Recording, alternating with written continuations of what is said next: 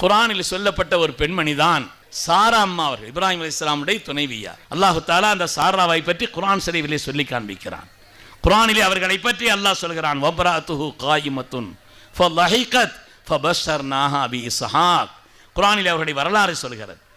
சங்கைக்குரியவர்களே, கண்ணியமான பரம்பரைக்கு சொந்தக்காரர்கள், மிகப்பெரிய ஆற்றலும் வலிமையுள்ள பெண் சாரா அம்மா அவர்கள். அதே போல சாபிரத் அவர்களை பற்றி ஹதீஸிலே தெளிவு வருகிறது.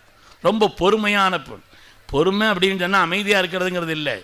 எதிலையும் உடனே பதட்டம் அடையக்கூடாது. முதல்ல எந்த காரியம் நடந்தாலும் முதல்ல பதறக்கூடாது. பொறுமையினுடைய முதல் அடையாளம்னு அதான் சொல்றாங்க. அதனால அப்படிப்பட்ட ஒரு சாபிரத்தான பெண். அதே போல உம்முல் அம்பியா, பல நபிமார்களுக்கு தாய். அவங்களுடைய பரம்பரையில தான், சாரா அம்மாவுடைய பரம்பரையில் தான் கிட்டத்தட்ட இஸ்ரேல்